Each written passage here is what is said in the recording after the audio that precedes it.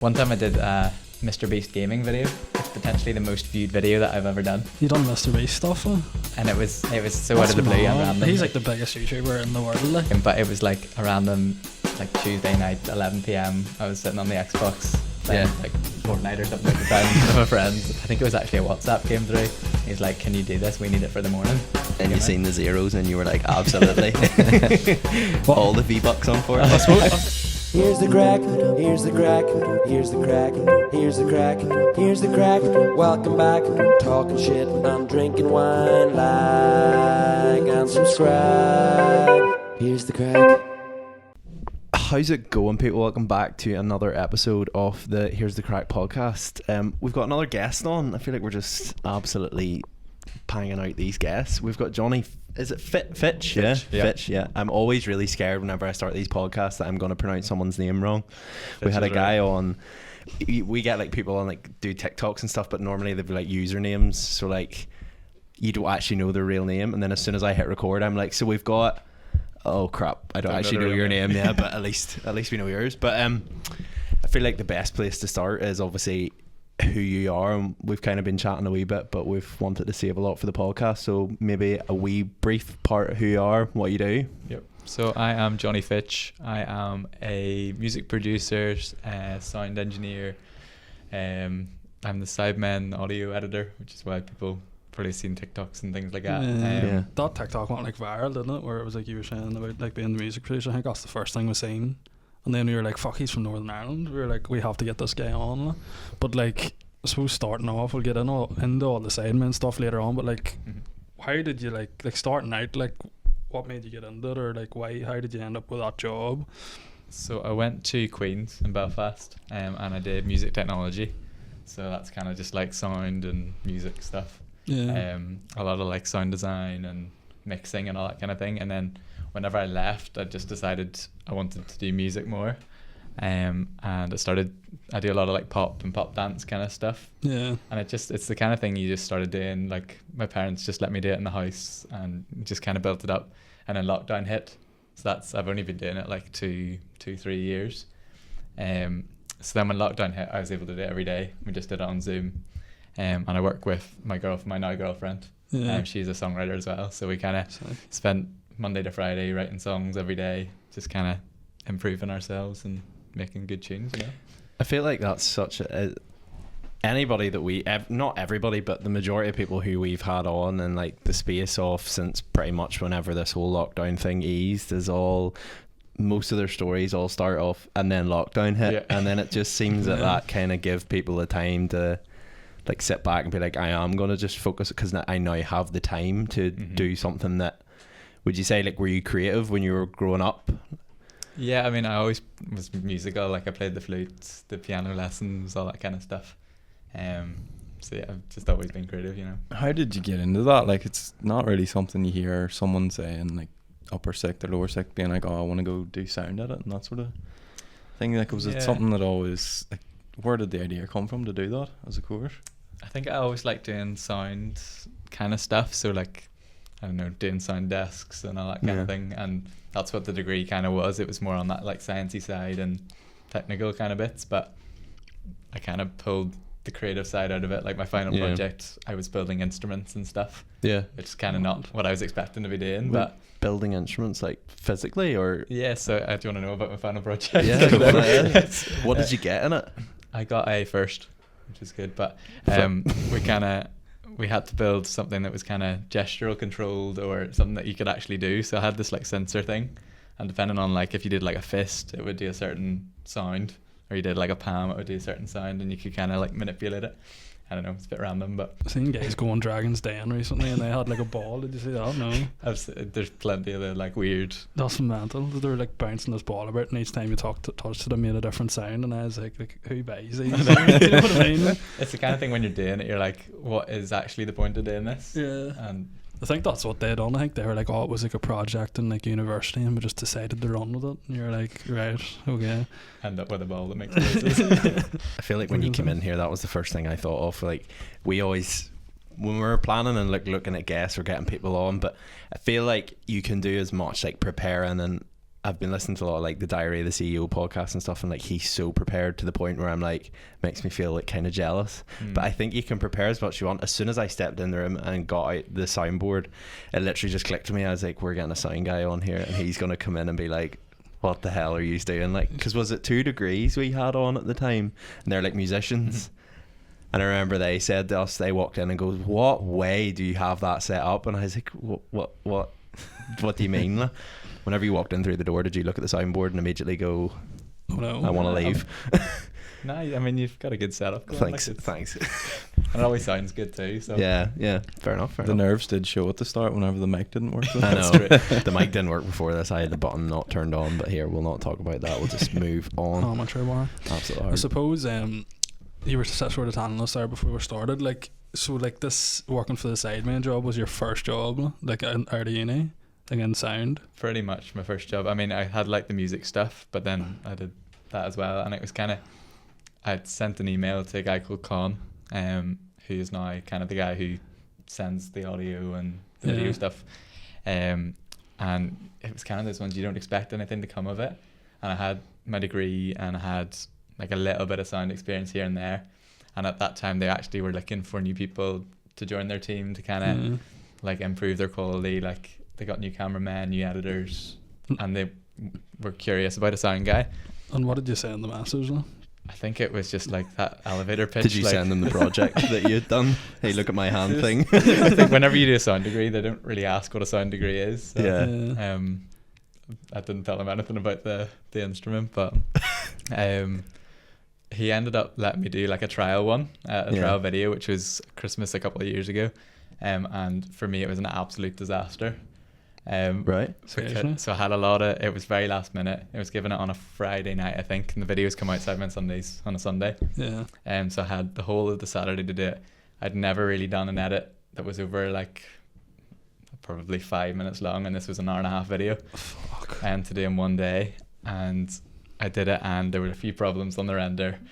It ended up going out with audio problems, Oh and they were no. like, what happened? And I was like, just rendering problems. But after that, I didn't hear anything for about 6 months. Seriously? Oh my Did you word. They just posted think, this oh, and all? I fuck. posted it because No. I mean, it has to come out on a Sunday, so Like even though it was a trial, like they actually went ahead and posted it anyway, so you can actually go and watch this. yeah, it was a Christmas cook-off a couple of years ago. But it was filmed in a kitchen, so there's lots of like echoey things. Yeah. So there was a lot of like syncing issues, and like you could hear someone over the other side of the room who wasn't on camera, all that kind of thing, which is what we kind of like, we cut out. Yeah. If you can't see someone, like it's pointless.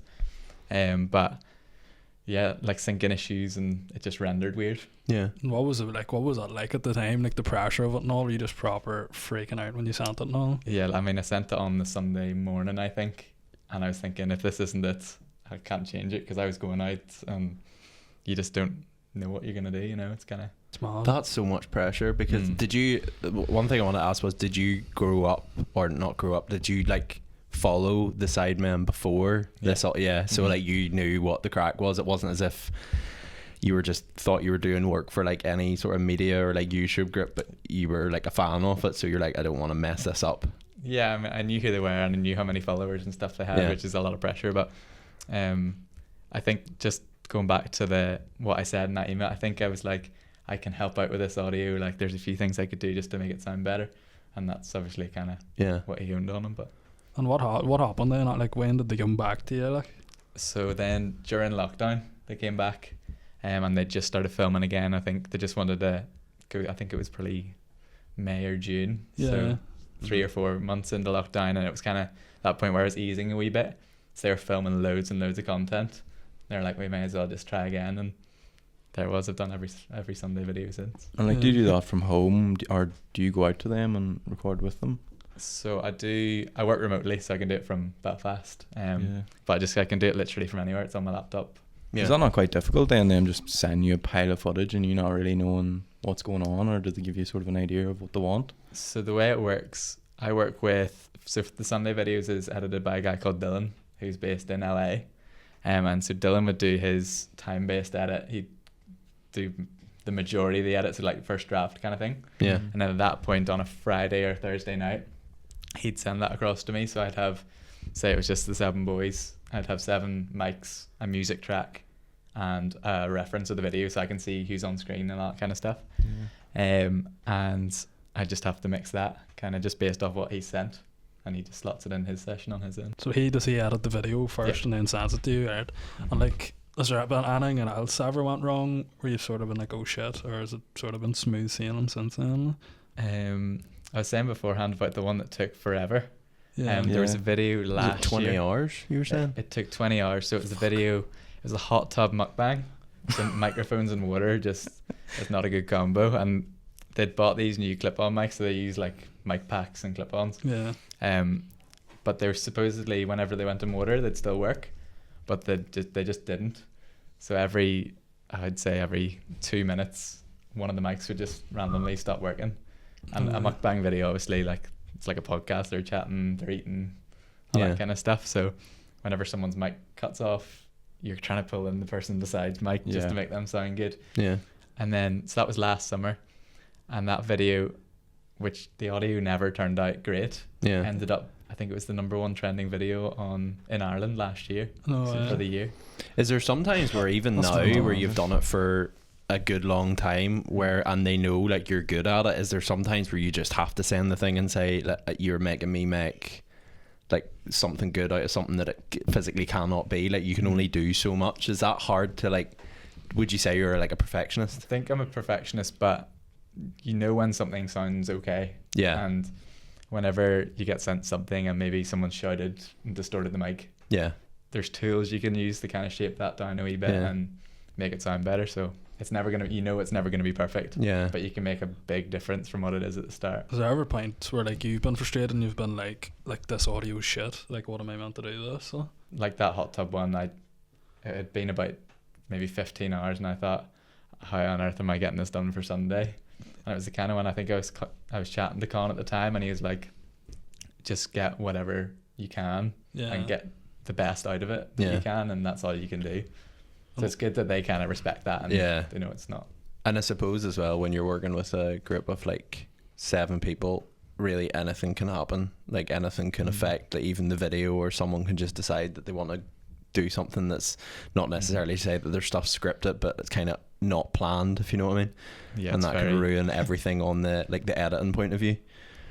I find that what you do is a lot more complex, like with regards to, I'm not saying that video editing's not complex, but I just think the whole sound thing is so much more. It's quite niche. I mean, I haven't yet met someone else who does it for a YouTube channel. Normally the editor just does both. Seriously? Yeah. That's what I just think that's the way it's going now though, in like every sort of like industry, is like everyone's just becoming like so specialised in one area. Because like I know like we do marketing, and like it's not just people do marketing anymore. It's like, oh, I specialise in email marketing and I specialise in Facebook. Like it's like it's just the way it is now, and like a lot of people have sort of went that way of like, you know, more like freelanced, if you know what I mean. Like it's more everything's sort of like sent out to other people. It's not really done in house. But like, if you worked with any other YouTubers since, like, does anyone ever like, do you not like get good references? Like, oh, he does sound the Sidemen sound. It's a tongue twister. That. I do a few different channels. So I do Simon Mini Minter's channel, and I do Colin's personal channel, and there's a girl called Lauren Alexis. I do her Lauren Alexis TV channel. And then I did a Mr. Beast gaming video, which is really random. It's potentially the most viewed video that I've ever done. You done Mr. Beast stuff, man?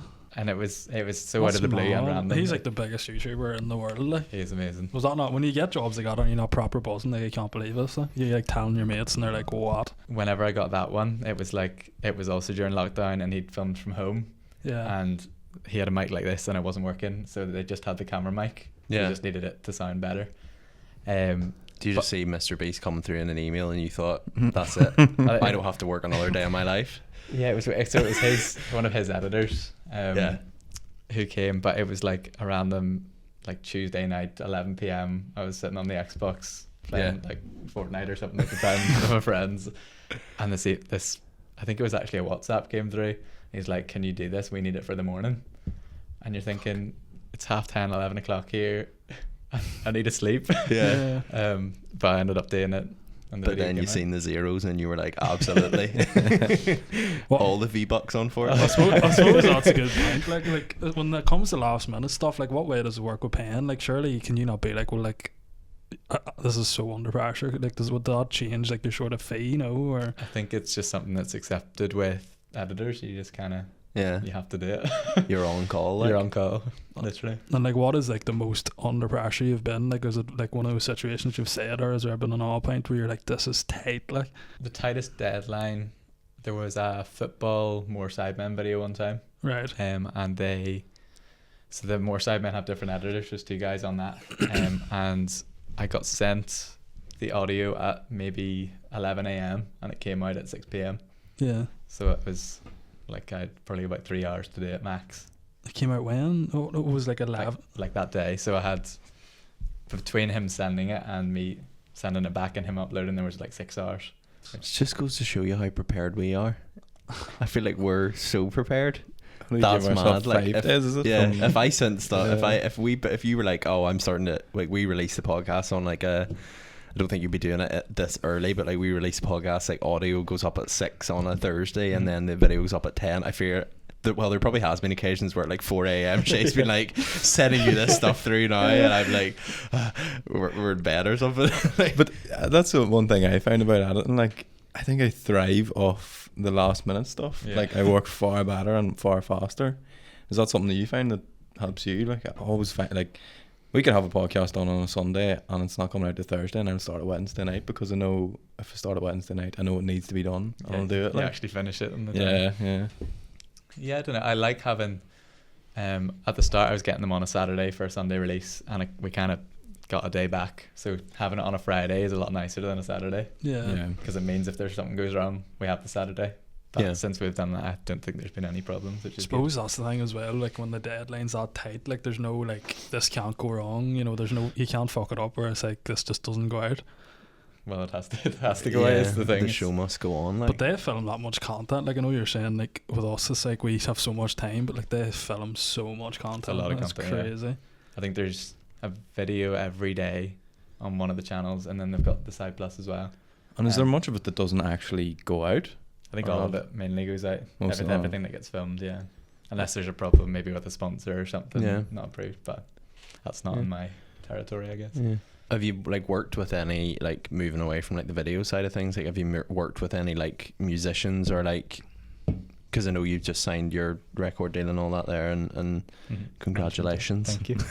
But like, have you? Will that now enable you to get work from like higher profile? Not to say you're not working for high profile people at the minute, but like higher profile musicians, because that's obviously seems to be what you're interested in if you're into your music and stuff. I do a lot of like songwriting and music production stuff over mainly in London for pop and dance stuff. It's mainly over there. There's not a lot of it here.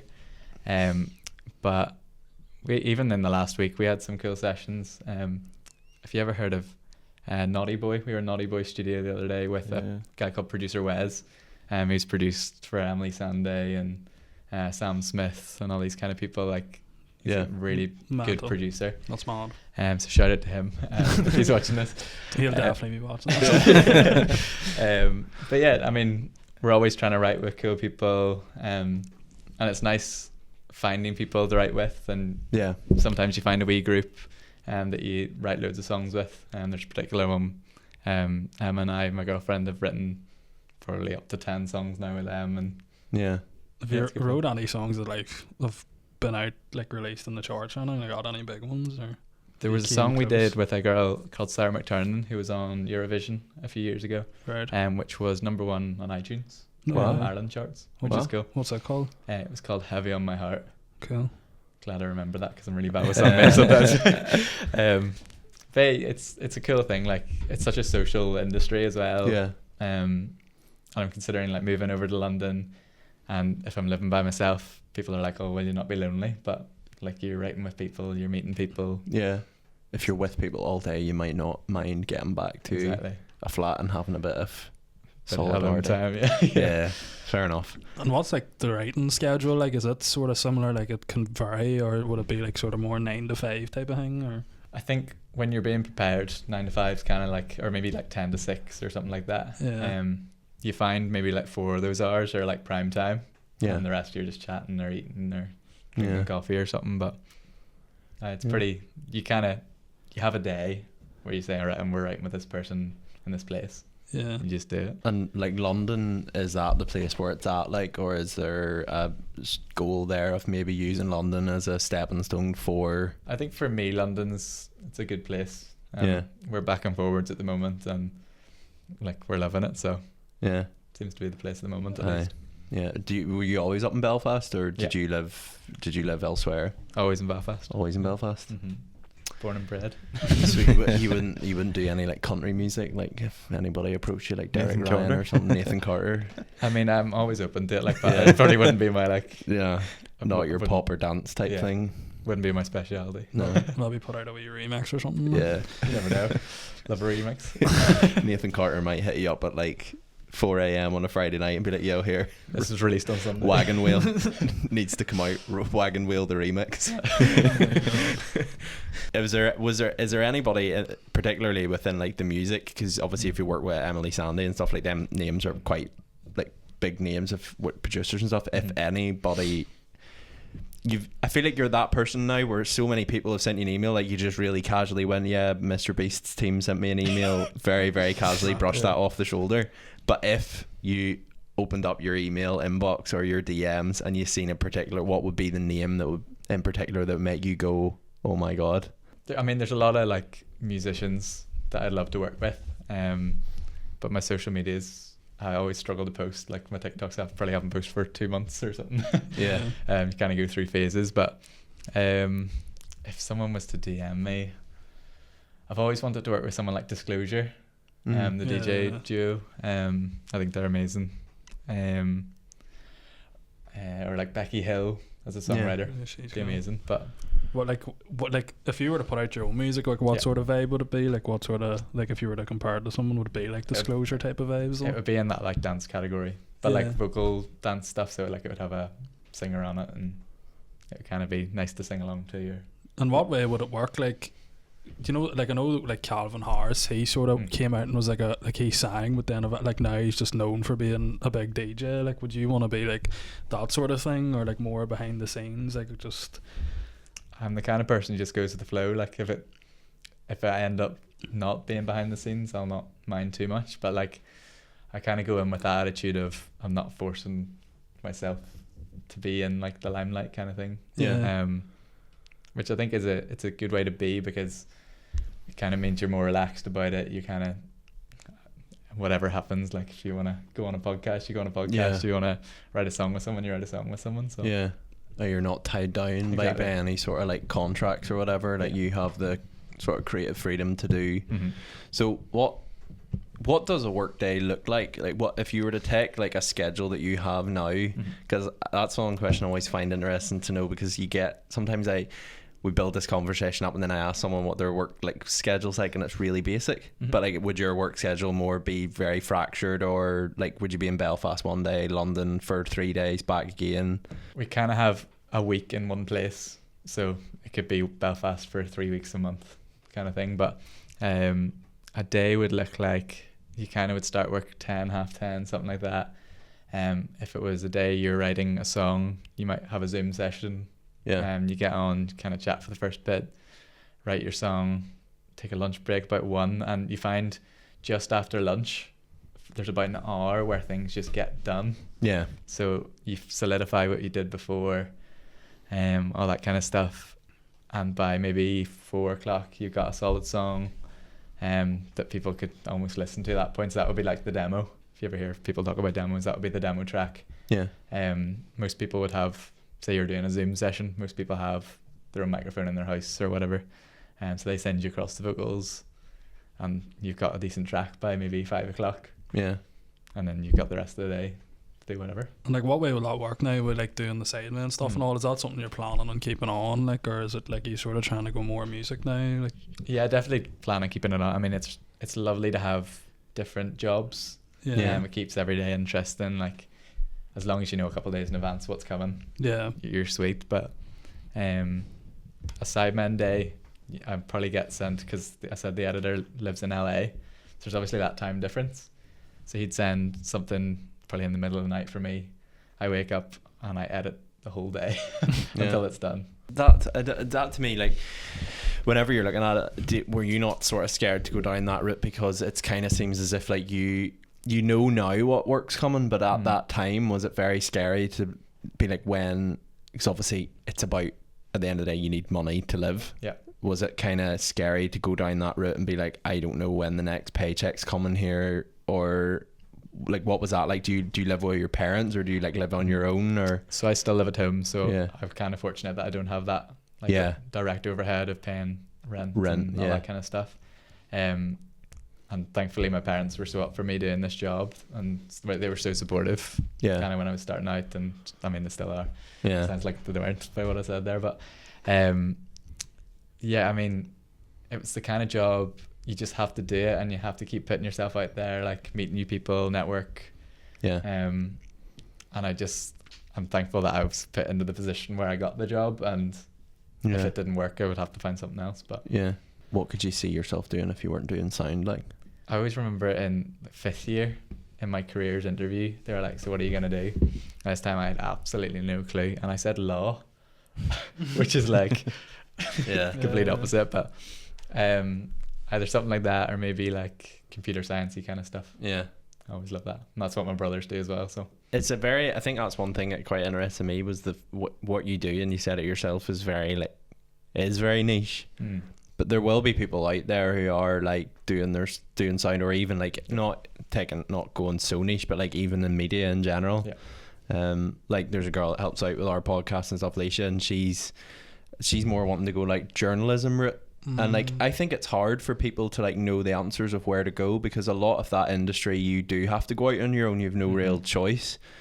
What would where would you recommend to start? Because did you just open up Indeed or LinkedIn and see Sidemen Audio Editor, or how did you know? Like you said, they were hiring at the time, so it's the kind of thing, if you can see value in like helping someone or something, it's always good to like ask them if they need help, even if it's a free thing. You kind of like, if you want to help out doing audio on a podcast or something like that, there's so many podcasts about that people are probably more than happy letting you do the audio, but I think an important thing for me was finding people that you trust within the industry, like finding friends, networking. And I mean, the team I've got now, the management team, like they're amazing. And I've known them for a wee while now, but just finding people that you can like trust, and you can tell them if you're not feeling like doing a certain session or something like that, and it's finding the right people around you, I think is a really important thing. I suppose like going back to the Sidemen, like have you actually like been over and spent time with any of them, or? So I was at a shoot, I don't know when that was, probably about 4 months ago now. It was a bake-off shoot, which had a few guests as well, which is kind of fun, and I ended up being one of the cameramen for the day. Sick. So you can actually see me in the background of the video. Nice. Quite a bit, so quite fun. But I went over, they had the 8th anniversary party. I was at that, which is really cool. What was that like? It was amazing. It was the craziest party I've ever been at. Like there was, you kind of went into this venue and it was just like lights everywhere and people handing you drinks and food and everything. And it was the same that they released Sides for the first time. Their food brand, and XX Vodka as well. So everything was kind of branded. So did you try it all and all then? We tried it all. It was like, what's the vodka like? It's actually really good. It's very smooth. I mean, I'm not a big drinker. I feel like that's something everybody says about drink. It's like, how did you find it? Smooth enough? Like, just imagine you going up to KSA or something. This is really smooth vodka. Did they have any flavoured ones? No, because I know there's been like rumours they're bringing out flavours and all that crack.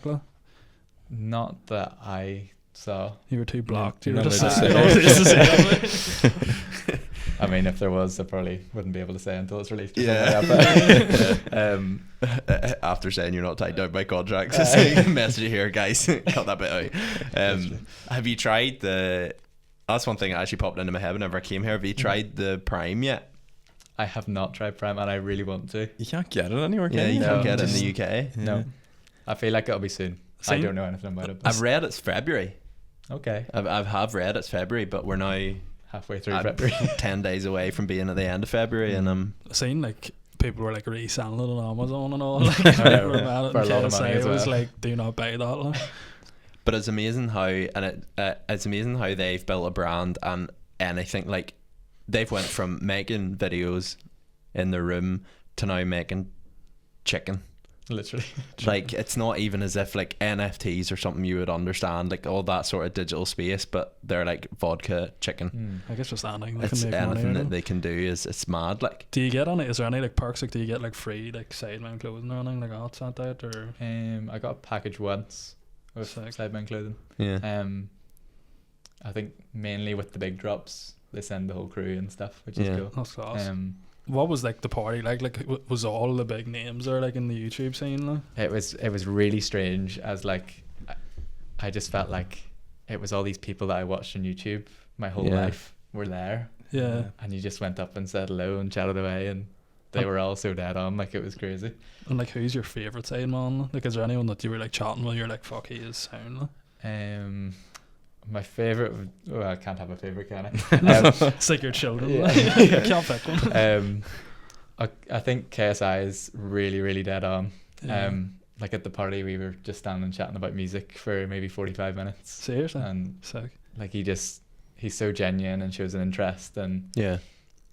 Do you feel like that's a good sort of opportunity for you in terms of like you're going to the parties and stuff, and yes, while it's like fun to like hang out with all like YouTubers and all that, there are people were you kind of walking in and being like, right, I could use this to my sort of advantage as such, not to say they're like using anybody, but at the same time like everybody needs to get somewhere, like, so were you walking in and being like, here, I could use this as an opportunity to like do other stuff, Dropping a few business Drop- cards. Yeah. I didn't go in like that, but I mean, you introduce yourself to someone, you're like, I'm the Sidemen sound guy, and they're like, oh, nice, I've Yeah. seen your TikTok or something like that. yeah, And I ended up getting a few jobs just from meeting people and stuff, which is nice. People Yeah. just love more people, like more editors, and Have you done anything with KSI in terms of like the music side? No. I haven't. I would love to. Yeah. That's the But dream. he's sort of like that type of music as well, like dancey type of like yeah, pop. I mean, he's you know? more in their like raps kind of side, Yeah. but Yeah. I suppose that sort of digital farm animals, the one that he did like that, would that kind of be along the lines of what you would Yeah. be? Yeah, a lot So of the there you digital go. farm animals is yeah. kind of what I would do. Do you feel like there's anything that sort of frustrates you about like the Northern Ireland scene in that sense, as such, like the content creation, you know, obviously sound, I feel like the sound side of things is very niche, but like, is there anything that you, because obviously you're heading to London and stuff back and forward, so there is obviously a void that's not here, that's over there. Do you think like we like over here could do anything different, or is there anything that sort of frustrates you about that side of things? Because it's always interesting to know. I mean, so mainly my thing is music. Yeah. And I think the Northern Ireland industry is just a different genre to me, which is fair enough. It's Yeah. more like indie and rock, and less of the pop stuff, and dance would be more like Thompson's kind of stuff, you know, like Yeah. less vocal dance. Yeah. Don't know how to describe it, but Yeah. and whereas that's where we find pop is huge in London, like Yeah. it's one of the big genres, so that's Yeah. just where we find it, you know. And do you think Yeah. it is something that will eventually come to Northern Ireland? Because so many people come on here and they say that Northern Ireland's like a couple of years behind the likes of England and stuff. I don't know. I mean, everybody loves folk music. Like if you're at a pub hearing the Yeah. covers and Yeah. stuff, and that's such a prominent thing of actually the Northern Ireland like sound. Yeah. And it's cool to have like that character. I think Yeah. like a lot of the people that have came from here as well is like isn't the Two Door Cinema Club and Yeah. like Snow Patrol and all is very like indie sort of. Yeah, it's in that indie rock Yeah. style. But if they got in touch with you, you wouldn't turn them down, like? No. No. Just clarifying that. No thanks, no. But Patrol. I think Fuck you. it's interesting to know in terms of like, that's one thing that I think I was quite shocked at whenever we seen your TikTok, was like, wait, hold on, he edits but he's in Belfast. Yeah. And you're kind of like trying to piece the stuff together, where I definitely thought it was one of them industries where it's like you just kind of know someone who knows someone who knows someone. Yeah. But I feel like that's class that you were just able to shoot off a DM, and like at the end of the day you could have been ignored, but at the end of the day, But that's the worst thing that could happen. Yeah. It's such a perfect story of like, you hear like Gary Vee and all say like, just send out DMs to people that you want to work with and just offer to work for free. like literally one of the first people you message, you get a fucking Sidemen job. know. Like what? But I That's think insane. when like. Gary Vee started saying that, it was after I'd done that. So I feel like no. Oh, you were first. They'd be like You told bombarded Gary with bombarded with DM and Gary DMs. Vee, you're like, here's some content ideas for you. But I was gonna say, You sue him. is there any other like YouTubers you watched growing up that like were at that party that you met? Like anyone you proper like, was it just, would the Sidemen have been like the main YouTubers you liked, or was there anyone else you sort of? I was always big into like FIFA and stuff. I don't know if you play FIFA, but Yeah. like all the big FIFA ones were there. Even like the current ones that are huge Yeah. were all there. It's That's kinda just mental. It's class though. Is there? You've probably got to that stage though where you walk into stuff like that and you doesn't really, like, you don't feel like it phases you a lot. Whereas like, you know, I would say if we walked into a room and seen like 8 people who we've been like watching since we were 9 or whatever, we'd be like, holy moly, this is a bit strange. Like, but that's cool. That is cool. It's a weird one because you feel like you just have to play it cool and you just have to be yourself. Yeah. And you're constantly being like, right, don't say something stupid. Yeah. Or Yeah. Have you ever had any moments like that? You did say something stupid? Or it's I don't think so, thankfully. Touch wood. Yeah. No, that's something I sort of wanted to ask. Was like you were saying, you were sort of there that day that on the Bake Off thing. Is it like as fun and like glamorous as it looks behind the scenes, or are you like on the day where you're sort of like, fuck, this is a bit stressful? Like? It's strange being at a shoot because it's like watching a video in real life. Yeah. So there's, for Sidemen stuff, it's so like just in their heads that nothing really gets cut out. Maybe the shoot could last an hour and a half and the video could be an hour and 20 minutes. Like they're so like real with their audience. It's really cool. Yeah. Like, there's a lot of creators I'd say would cut a lot out, maybe just for like keeping their video moving or whatever. But yeah, it's cool being there and just seeing it all just happen in front of you. Do you find yourself micromanaging? You like, mate, speak into that mic, make my job a little bit easier. On that shoot, it was weird because they all had costumes on. Yeah. And someone, I can't even remember who it was, they had, was it a pumpkin? And it was all this like scratchy material, and it was their mic was attached to it, God. and I could just see it like waving in and out of the scratchy material. And we've managed to fix that. I did my one suggestion. That's the time where you're like, fuck. And you just feel like I was standing on this camera in the middle of this room, and I didn't want to move because you'd see me in the shots. So you kind of be low profile as possible, but we got that point across and we fixed it and it was all good. Yeah. And like, you know the way Con was talking in that Jackmate podcast, he says like he came on and you'd been a big help. Like, is there anything like they were doing that you sort of pointed out to, like, you could probably change this or use this equipment, or like what did he just mean in general, or what did he mean? Yeah, I mean, I think it takes the workload off the editor. Like, it means he's not doing audio if he's not specialised in audio. Yeah. And it also means he could be doing other videos and stuff at the same time. In terms of microphones, Con always says, like, I'm looking at these new microphones, do you know anything about them? And you're like, yes or no. And since they have changed their microphones and they record on 2 different loudnesses, so things like if someone's screaming, I can swap over to the quiet channel and you can boost it up so it's not distorted. Yeah. So they always have 2 microphones going at once then? So it's one microphone but it records twice. So it's like a regular volume and then a really quiet one, which is kind of cool. That's cool. That's so awesome. Just improves the quality that little bit, you know. Yeah. I'm sure that's not cheap. I think they're pretty standard mics. They're like, You're going to say like a figure like, oh, they're only like 600 quid each. Like, I know. Before this here, we were chatting about mics, and Johnny, we were like, Johnny, we were thinking of getting like Shure mics, like what ones do they use in the podcast? And he's like, oh, they use like them Shure, like whatever ones. The And we were like, SMBs, and we were like, oh, they must be really dear. And you're like, oh, they're only 300 quid, like. And we were like, right, no, yeah, man. we'll take 5. Can you get us a deal, please? Yeah. If on the off chance that like Mr. Beast emails you again about audio and you don't have time for it, just be like, I know these guys, and send over to us. We'll just be like, how much does 5 mics cost? Right, send them, reply to him and say, yes, we'll do it for that. What do they do with their own mics that they're not using? They just throw them away. Next time you're over, slip a few in your bag. I'll not be doing that. Clip this and put it in TikTok. Discretion. They're like, I don't know about that Johnny mic, we'll have to let him go. Where there's 2 mics go. I want to talk about as well, just before we end this, about you were saying about the Brits. Yeah. Because I seen your Instagram the other night, and I was like, holy moly, he's at the Brits. And then you kind of just like everything else, you've just walked in and been like, yeah, it's no bother, I bought tickets. What the heck? Like, what? I didn't know that was the way this worked. This industry is so eye-opening.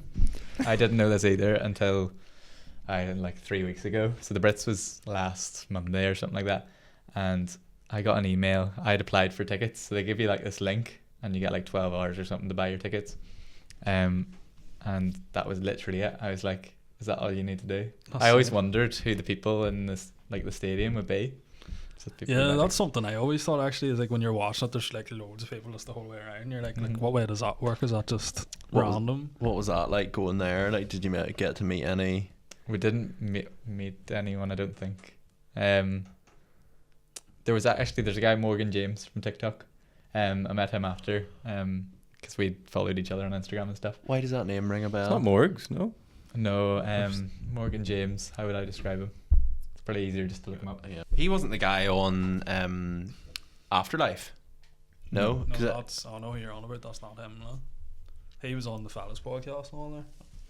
Wait, you see me looking him up and having no clue who he is. Yeah, I know. Oh yeah, I know him.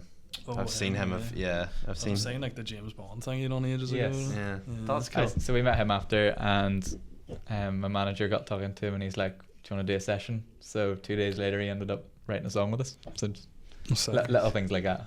It's nice. You are like the walking, like, just if you're right place, right time type thing. Like, you just gotta go with the flow. Yeah. I feel like once you get into like that sort of industry, though, it's sort of like everyone knows sort of everyone. Do you know what I mean? Like it seems like it's very like accessible once you get in it, if you know what I mean. Especially in the YouTube scene, because everybody's even from the Sidemen. If say you took Sidemen as like a hub, everybody kind of knows them, and they kind of know everybody. So you kind of the network opens pretty quick.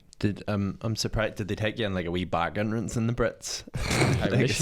The red carpet or something. Yeah. No, we just went in the regular door. The regular door. Yeah. If you don't mind me asking, how much was the ticket? How much do you think a ticket would be? The Brits. 180. Per North of per 180. South. Is it like 60 quid? 60 quid. It was 50 with like a £10 booking fee or something. Oh, like that. 60 quid. Yeah. It's just like a normal concert then. Cheaper, probably. How long is it then? It was, I think it started at 7 and it ended about 10:30, so 3.5 hours. That's good value, like. You would pay that if you thought you were going to meet Sam Fender. Fucking pay £1,000. Like, so you had Sam Fender playing, you had like Ed Sheeran. Ed Sheeran's thing, well, like, what do you call that band? Bring Me the Horizon. That was pretty insane. Like that was cool. Flames and all. Who else performed? So that's KSI. like a life hack. KSI as well. You're like, were you down in the stage like, it's me? Waving at him. Your mic could be a little better, but we'll work on it. Yeah, I think that's sick though. Like the fact that that's technically like a little hack. You could literally pay 50 plus a booking fee of £10, so £60, and you can get to see a whole range. Did you see Anne Marie falling down the stairs? We did. It looked very painful. Did not look good though. Did it break? No, I don't think so. She just kept on going as well. Did something that happened not a while ago, like something similar when Madonna. She performed? Yeah, the Brits as well, they pulled the cape off her, but she didn't detach. So we shouldn't laugh. She walked to the top of the stairs, and like you can see her clasping, and the next minute the guy just goes. But like, there's a different story there. If Anne Marie falls down the stairs, Anne Marie's in her 20s, so she'll get up and brush it off. Like maybe we tripped any. Madonna's 70. That could have been the end of her. That's a broken hip, like. No performing from there on in. But I think we'll end it there. It's been really good to get you on, and it's been interesting as well. It's definitely something different from like normal like sort of guest lineups that we've had, and I feel like I want to ask you something that's sort of prominent to end this. I was going to just ask, like, would you ever think of doing your own sort of YouTube channel, or are you sort of just fed up with editing videos? It's a weird one. So doing all the content, so say I'm doing 2 videos a week, you just don't get motivation to do your own stuff. So like TikToks, I mean, I do the odd time lapse of me working, or like a before and after or something like that, but if at the end of a Friday you're so like drained that the last thing you want to do is edit a TikTok. But it's a mentality thing. Like, you could end up with a YouTube channel. I'd love a plaque. That's like a goal. That's sick. Like 100,000 plaque or a million plaque. Steal one of the Sidemen ones. They wouldn't even notice. So. Probably got 10 each. But no, we appreciate you coming on, and good luck for everything in the future and all Thank that. And if you've anything upcoming that is notable you want to say on this, or any sort of social medias, if you're on TikTok, Jonny Fitch, Just Jonny obviously. Fitch, yeah. Yeah, nice. Amazing. Thanks for having me. Nice one. See you later.